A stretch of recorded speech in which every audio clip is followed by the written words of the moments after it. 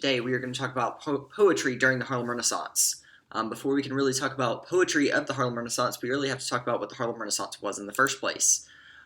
So a Renaissance is in and of itself a period of enlightenment. It's a period of increased cultural growth.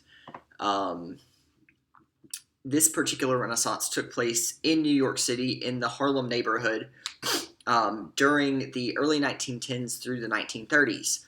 During that time period, we saw a number of significant changes as a country. We had World War I, we had the Great Depression, and then we had significant natural disasters in the South, basically in the form of an extreme drought, which left a lot of the farms unable to grow any of the crop products that they had been growing previously.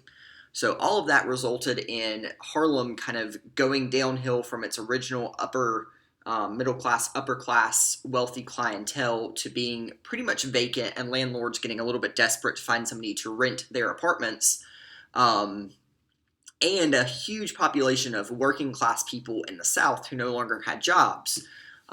During this time period, we also saw the Industrial Revolution in the North.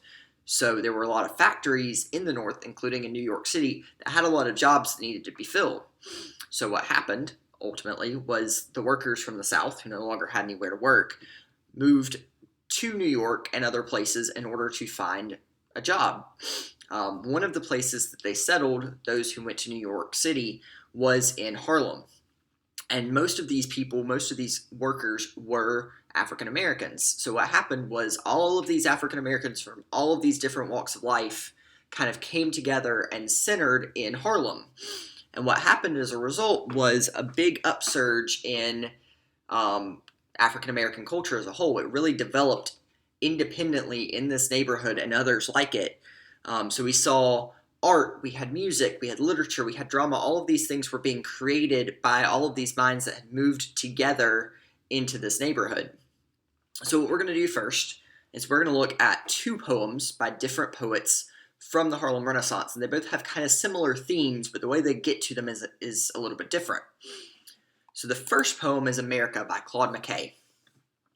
Although she feeds me bread of bitterness and sinks into my throat her tiger's tooth, stealing my breath of life, I will confess, I love this cultured hell that tests my youth.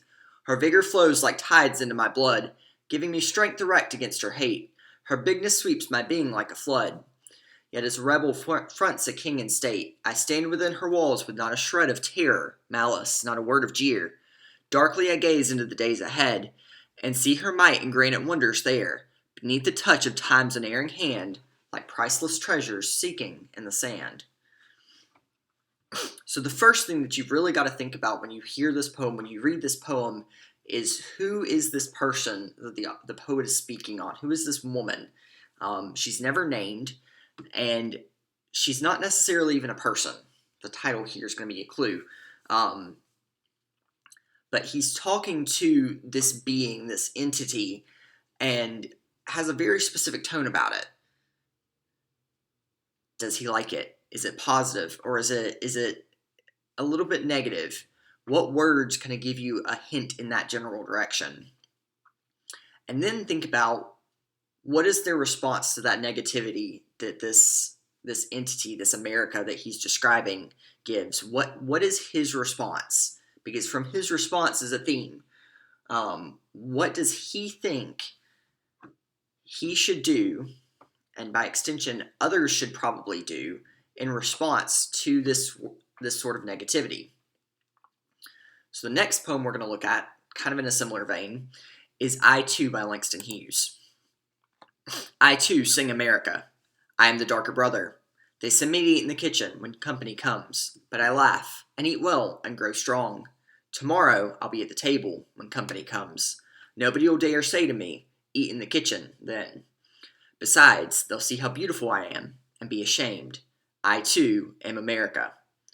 So in this poem, he actually specifically addresses America as a subject, right? But there's still that kind of same vein of a sort of negative treatment and a response to it. And the response is really what's critical here. How do these two poets respond to being mistreated the way that they were? So what's next? what do you need to do before we move on? You need to answer some questions. Pretty straightforward, nothing too complicated. So first off, how do the poets portray America? Go back and reread the poems, think about it. How do they portray it? Is it positive? Is it negative? Is it optimistic? It might be a little different between the two. If it is, then compare the two. What's similar, what's different? How are the poets treated in America? This is pretty straightforward, pretty similar. Both poets are kind of treated the same way. One's a little bit more explicit about how they're treated, and the other one is more in tune to how they feel about the way that they are treated. But still, you can infer from both of them how they were treated and how they feel about that treatment. And then pulling from that, what is the theme of the poem? Is it the same? And then think about how each poem gets to that point. That's the last question. How does the tone of each poem contribute to its theme? The themes may be the same, but the way they get there is different. So how does the tone, how does the way the speaker talks about their experience develop the theme of these two poems? So with that, I'm going to leave you. There's one more poem that I'm going to make another video about we're going to compare the three of them ultimately. But like I said, that'll be in another video. For right now, go back, reread, answer these questions, and then I will see you again on another video.